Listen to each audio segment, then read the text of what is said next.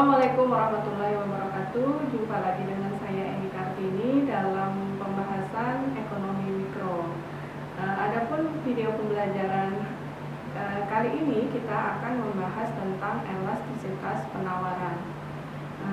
Video pembelajaran sebelumnya kita sudah membahas tentang elastisitas permintaan, dan hari ini yang dibahas adalah elastisitas penawaran.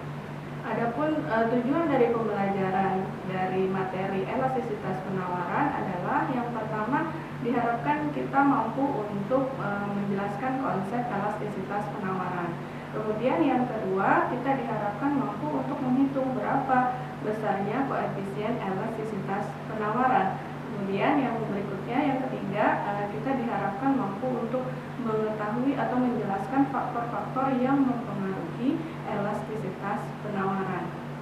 Oke, baiklah, kita saksikan video pembelajaran dengan materi elastisitas penawaran dengan pembahasan yang pertama, yaitu konsep elastisitas penawaran. Adapun definisi dari elastisitas penawaran adalah suatu derajat kepekaan dari jumlah barang yang ditawarkan ketika terjadi pengaruh harga dari barang tersebut. Nah, jadi kepekaan suatu barang yang ditawarkan itu akan terjadi ketika adanya perubahan harga barang itu sendiri, karena sudah dijelaskan pada saat materi elastisitas permintaan, ketika barang tersebut dipengaruhi oleh harga barang itu sendiri, maka itu disebut dengan elastisitas harga permintaan kalau dia dari sisi konsumen. Apabila dia dari sisi produsen, maka disebut dengan elastisitas harga penawaran atau disingkat dengan elastisitas penawaran. Kemudian karena kita mau mengukur berapa derajat kepekaan suatu barang ketika harga barang itu berubah, maka harus ada rumus yang dipakai supaya kita mengetahui berapa nilai koefisien dari elastisitas penawaran tersebut. Sama seperti elastisitas permintaan, ada 3 rumus yang bisa dipakai, yaitu yang pertama, elastisitas penawaran itu bisa dihitung berdasarkan persentase perubahan penawaran barang itu sendiri. Jadi perbandingan antara persentase perubahan jumlah barang yang ditawarkan dengan persentase perubahan harga. Kemudian yang kedua, bisa menggunakan rumus titik poin. Rumus titik poin ini sama juga seperti rumus elastisitas permintaan yang sebelumnya sudah kita pelajari. Nah, tinggal diganti dengan simbolnya elastisitas permintaan diganti dengan elastisitas penawaran, yaitu simbolnya atau konotasinya adalah ES. Rumusnya itu membandingkan delta Q dibanding dengan delta P dikali dengan perbandingan P1 dibanding dengan Q1. Kemudian untuk rumus yang ketiga juga bisa dipakai, yaitu menggunakan rumus titik tengah. Rumus titik tengah ini perbedaannya dengan rumus titik poin itu karena di dalam rumus titik tengah lebih disempurnakan, artinya semua harga atau semua jumlah barang yang ditawarkan itu dimasukkan. Jadi ada perubahan Q1 dengan Q2, kemudian P1 dan P2 itu dimasukkan semuanya di dalam rumus. Sehingga setengah dari P1 dan P2 setengah dari Q1 dan Q2. Nah, jadi sebenarnya rumusnya semuanya ini bisa dipakai, jadi tergantung dari kondisi yang diinginkan oleh orang yang mau menghitung elastisitas tersebut. Nah, demikian rumus yang bisa dipakai untuk menghitung elastisitas. Berdasarkan perhitungan elastisitas penawaran tersebut nanti akan menghasilkan yang bisa dicocokkan dengan hasil apakah dia termasuk barang yang elastis, inelastis, unitary elastis, kemudian elastis sempurna atau inelastis sempurna. Jadi kita coba untuk membahas hasil dari perhitungan elastisitas tersebut. Misalnya kalau hasil perhitungan elastisitas koefisiennya itu ES lebih dari 1, maka dia mempunyai sifat yang elastis. Artinya harga sangat peka, artinya jumlah barang yang ditawarkan itu sangat peka terhadap perubahan harga.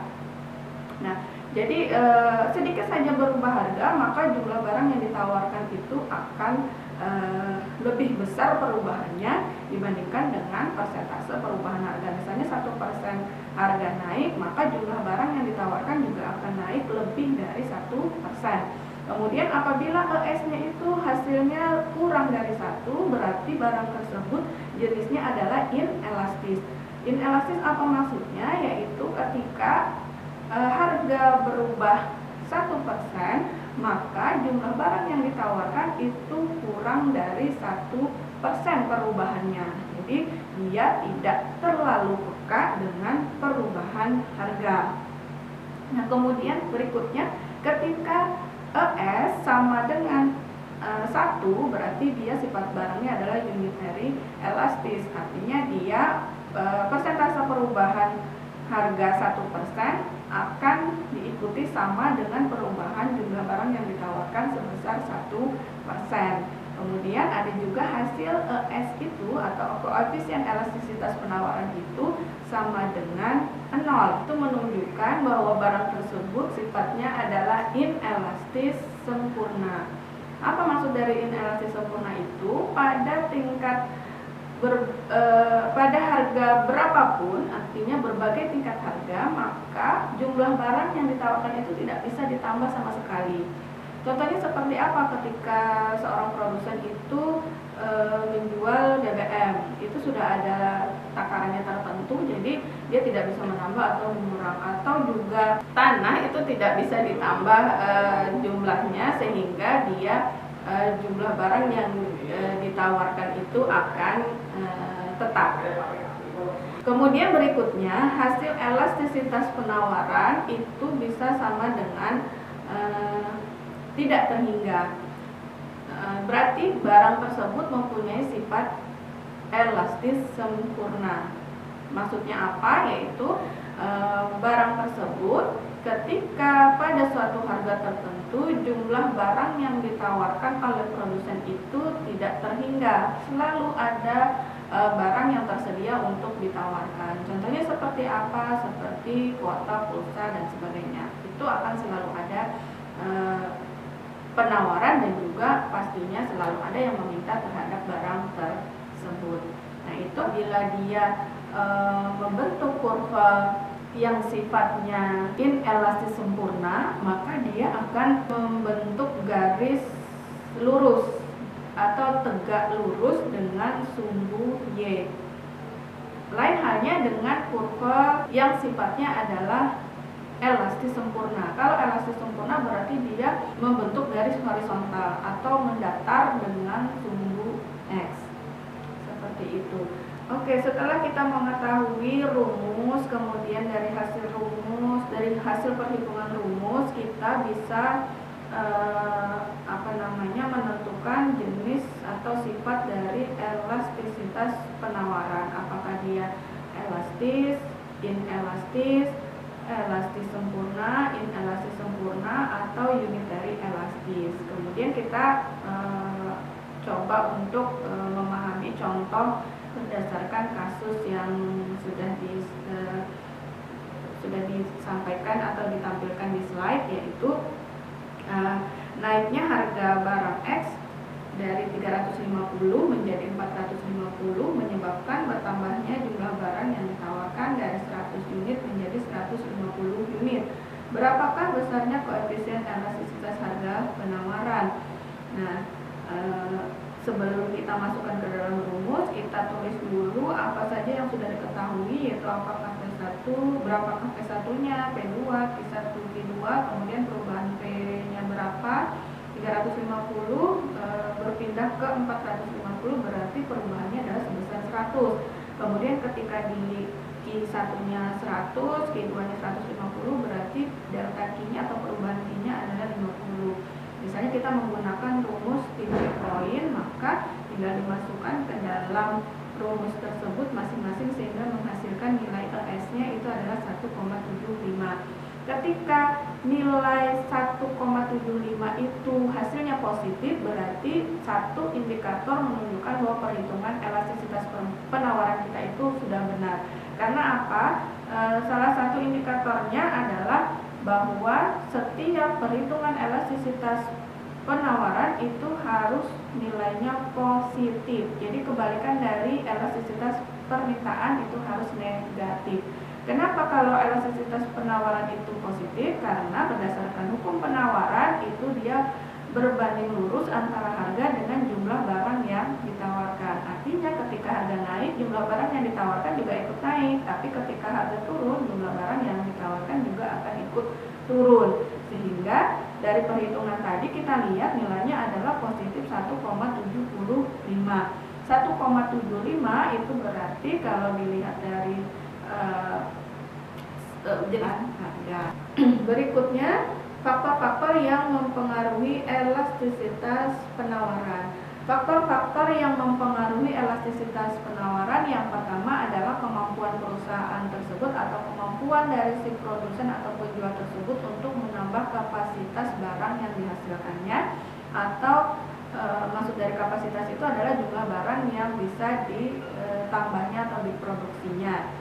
Nah, ini berkaitan dengan apakah dia punya biaya untuk menyiapkan atau menambah barang yang harus diproduksi. Ketika dia punya kemampuan untuk menambah barang, berarti sifat barangnya adalah elastis. Seandainya dia kurang mampu untuk menyiapkan menambah kapasitas produksi, berarti sifat barangnya adalah inelastis. Kemudian faktor yang kedua adalah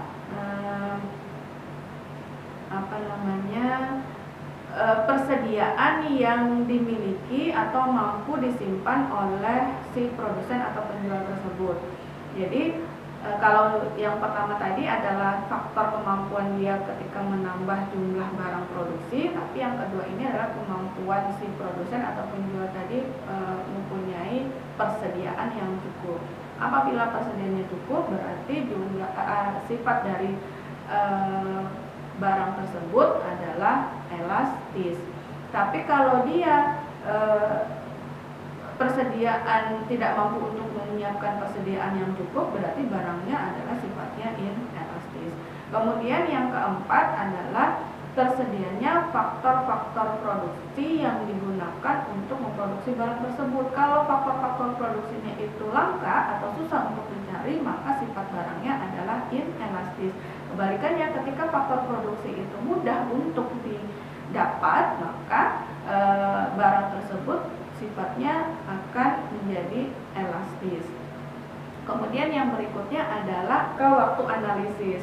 Apabila jangka waktu analisisnya sangat pendek, maka sifat barangnya tersebut atau elastisitas penawarannya akan bersifat inelastis. Karena dalam jangka waktu yang pendek, perusahaan tersebut tidak mampu untuk menambah jumlah barang yang harus ditawarkan kepada konsumen. Kemudian berikutnya jangka waktu analisis yang pertama tadi amat pendek, kemudian yang kedua pendek saja, jangka waktu analisisnya pendek, itu juga termasuk sifat elastisitas penawarannya adalah inelastis. Tapi ketika dia sudah masuk ke analisis jangka waktu yang panjang, berarti perusahaan akan mampu untuk menambah semua kapasitas produksi dan juga faktor-faktor produksinya juga mudah untuk ditambah, sehingga barang tersebut elastisitas penawarannya akan bersifat elastis. Nah, demikian video pembelajaran untuk materi elastisitas penawaran. Semoga bermanfaat video kali ini. Sampai berjumpa lagi dengan video pembelajaran untuk elastisitas silang dan pendapatan. Terima kasih. Wassalamualaikum warahmatullahi wabarakatuh.